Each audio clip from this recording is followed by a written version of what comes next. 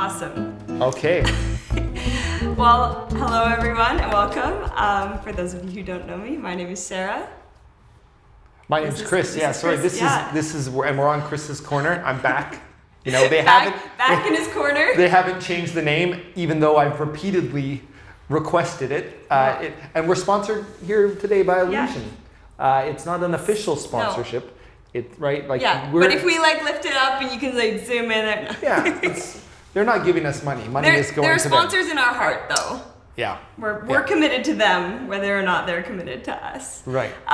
So today we're going to be unpacking Chris's talk, which was really on bitterness and forgiveness, and was part of our wider series in Ephesians that we've now been walking through for a while. And this specific are we calling it a mini-series? Yeah, it's like a mini-series within the broader book. And it's called A Better Way, Ancient Wisdom for a Modern World. Did I get it? Yeah, and I'm amazed that you did. Awesome, thank you. I've seen pastors up here struggling with the title of the series that we gave. It's a long title, and it's like a subtitle. So there's just so much going on, going on here. So first off, do you want to unpack you started with this idea of bitterness and this call in the scripture to get rid of all bitterness, right? Not just some. And so do you want to unpack that call and what that looks like? Yeah, it's the second half of Ephesians is about how we live our lives in response to what God has done for us in Jesus. And so we're told to live in a manner, worthy of the calling we've received, take off the old, put on the new.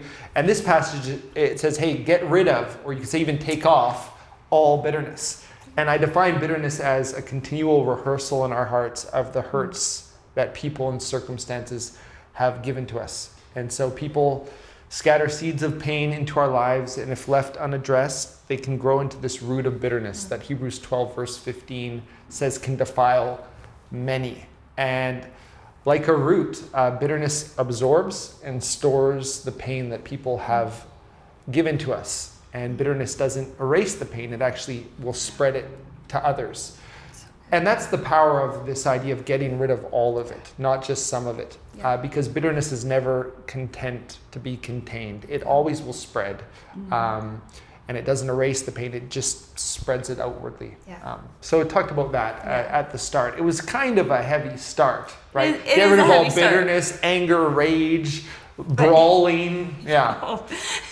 You got to start there though to get to the next thing. I loved what you said. One thing you talked about was how bitterness is never contained to the one relationship or the one thing, the one hurt that causes us bitterness, but it actually spreads. We can think we'll only be bitter, to that one friend or that one person, but actually that kind of heart attitude and emotions spread to all our other relationships. And it's very hard to hold on to bitterness, but only in one segment of our lives, which I think is such a good point, even just in looking at dealing with the bitterness in our own hearts and in our own lives. Yeah, I think that in some ways bitterness is, I didn't say this in the message, but in some ways it's a mismanagement of pain, right? And so once you mismanage pain once and allow yourselves to become bitter, it's easier to do it a second time. And, that can be habituated in our lives, and it's the automatic fallback response. In comes pain, out comes bitterness.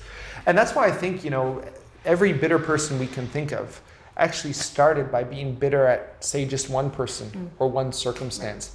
And then it spread. And that's what makes it kind of scary and why it's so important, this imperative, this command, get rid of, as a follower of Jesus, hey, get rid of all bitterness. It's going to lead to rage, anger, brawling, slandering, all kinds of malice. Take it off. So good. So in looking at bitterness as a response to pain and hurt, then we see this call to be imitators of God, and as imitators of God, this call to forgiveness, and as a godly response to the hurt and to the pain. And do you want to unpack this idea of forgiveness and what is that really? Forgiveness is the better way, right? So it's a better response to pain, and it is imitating God. We're patient as God has been patient with us. We're loving as God has loved us. We're forgiving as God has forgiven us. And so in one of the Gospels, the word Jesus uses that's translated as forgive literally means to release and to send forth. So I define forgiveness as releasing someone from our hostility and sending them forth with our blessing or with a genuine desire for their good. That's how emotionally we know we've actually forgiven.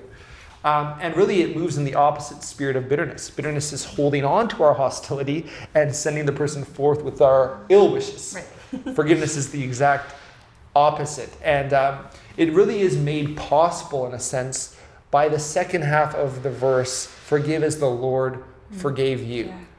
That we have, even though we've also sinned, even though we also have grieved God and hurt others, we've received grace and we've received mercy and we've received forgiveness from God, even though we were unworthy. Therefore, we extend it, grace, forgiveness to others, even though they're unworthy. And so it's a reflection of the gospel.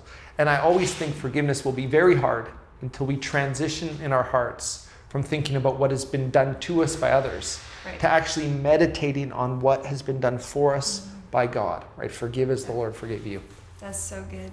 And you touched on a few, well, quite a few actually, but we won't maybe touch on all of them now, things that forgiveness is not. Do you want to kind of recap a few of the key things, or like, hey, maybe sometimes we have this kind of misidentification of what forgiveness is, or maybe we've had something modeled to us, or as children been told things. It's like, that's actually not what forgiveness is. Yeah, I'll pick a couple. There was a lot. I even in the message forgot how many I was giving. So if I miss one that you think is important, you circle back to.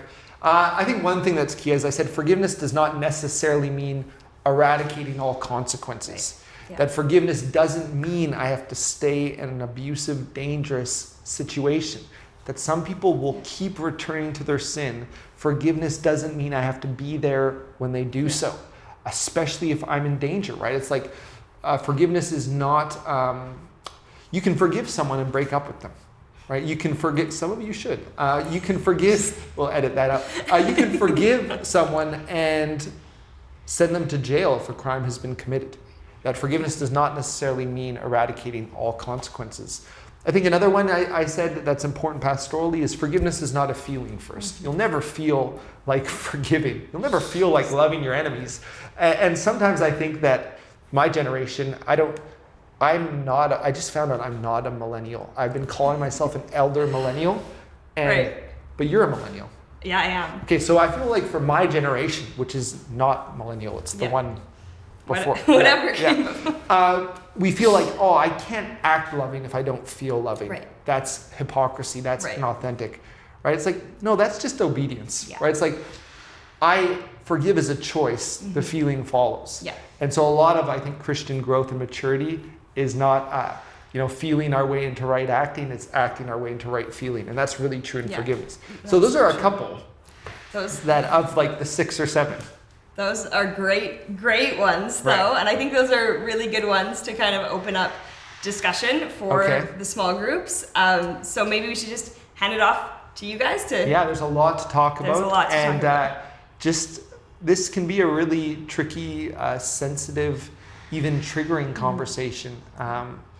Forgiveness, another thing I said, and maybe this is one to just end on pastorally, is hard. What we're talking about is not easy. It's way easier and even feels more natural to get bitter. But there's nothing good down that pathway. That forgiveness, though it's hard, it really does bring healing in our lives, and it reflects the image and grace of God to others. And so just keep that in mind as you talk about all of these things. All right. Have a great small group, everyone.